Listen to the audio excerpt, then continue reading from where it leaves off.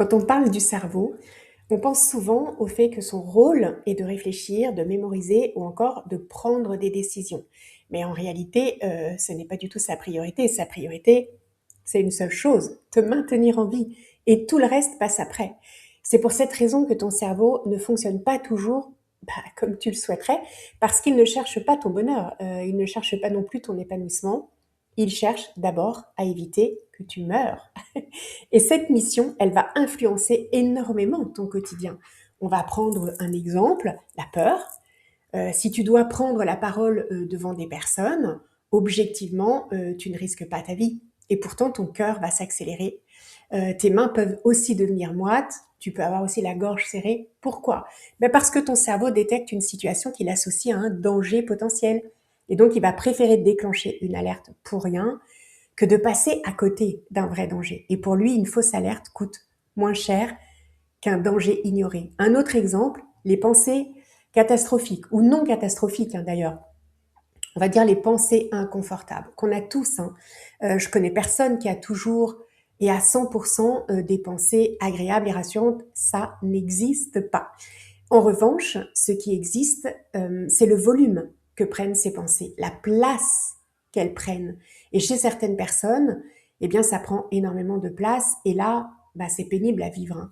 Et chez certains, les pensées passent comme ça, en quelques secondes, et puis s'en vont. Et puis chez d'autres, elles reviennent sans cesse, elles tournent en boucle tout le temps. Et elles envahissent l'esprit, autrement dit. Et elles finissent évidemment par influencer les émotions, les décisions et parfois même les comportements. Alors pourquoi cette différence chez les personnes? Parce que nous sommes tous différents, tout simplement. Notre cerveau s'est construit à partir d'un mélange de facteurs, à commencer par notre biologie déjà, notre tempérament aussi, notre environnement, notre éducation, notre histoire de vie, les expériences que nous avons traversées, et puis parfois aussi des événements difficiles ou traumatiques. Et tout ça façonne la façon dont notre cerveau perçoit le monde et évalue aussi les situations et réagit face à l'incertitude. Je connais des personnes qui, par exemple, après avoir envoyé un message à une connaissance, alors que ce soit un SMS, un mail, peu importe, qui va s'inquiéter parce qu'elle n'a pas eu de réponse. Et cette inquiétude peut se traduire par des pensées du type « il est fâché, j'ai dit quelque chose de travers, il s'est passé quelque chose ». Ou encore, elle peut aussi s'imaginer des scénarios catastrophes, le pire du pire. Ça peut être il a eu un accident. Une personne jalouse, par exemple, elle peut se dire « ah voilà, je le savais, il ou elle me trompe ». Les pensées viennent tout simplement valider ce que la personne redoute. Alors pourquoi le cerveau part si vite vers le pire? Parce que son fonctionnement, anticiper un danger, par exemple, est plus prudent que l'ignorer. Et pendant des centaines de milliers d'années, les individus qui imaginaient le pire avaient davantage de chances de réagir rapidement si le danger était réel. Je fais souvent référence à Tonton Cro-Magnon et son mammouth. Et ce mécanisme, il est resté tout simplement, même si aujourd'hui la plupart des dangers sont psychologiques et ils ne sont plus physiques. Et pour finir, le cerveau a cette capacité naturelle de surveiller en permanence ce qui se passe à l'intérieur de notre corps. Il reçoit des milliers d'informations en permanence, la respiration, le rythme cardiaque, la température, la tension des muscles, le taux de sucre, le niveau d'hydratation, etc.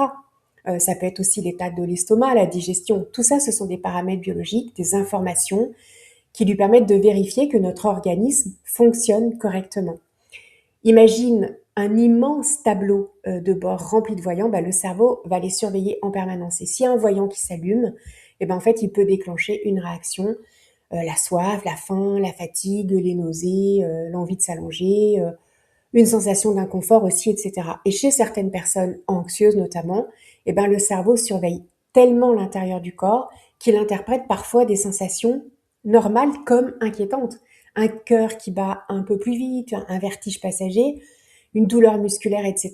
Ces sensations, elles sont pourtant réelles, mais leur interprétation peut être erronée. Le cerveau pense, entre guillemets bien sûr, et si c'était grave? Et alors il va déclencher davantage d'anxiété, cette anxiété augmente les sensations physiques, c'est un cercle vicieux qui s'installe.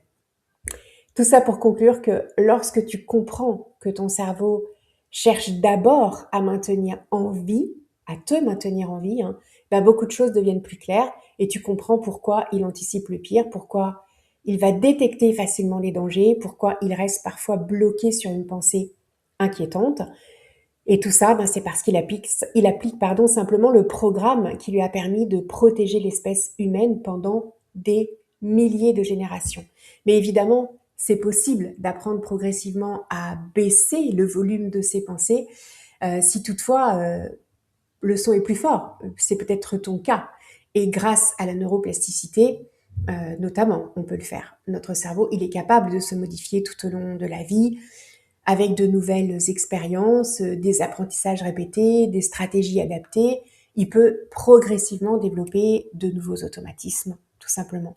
Et si ce sujet t'intéresse, je vais y arriver, j'ai créé un guide qui s'appelle Quand le cerveau s'emballe. C'est une méthode concrète pour apprendre à mettre les pensées, même les pires, en perspective. L'idée n'est pas de faire disparaître toutes les pensées inconfortables, c'est de toute façon impossible.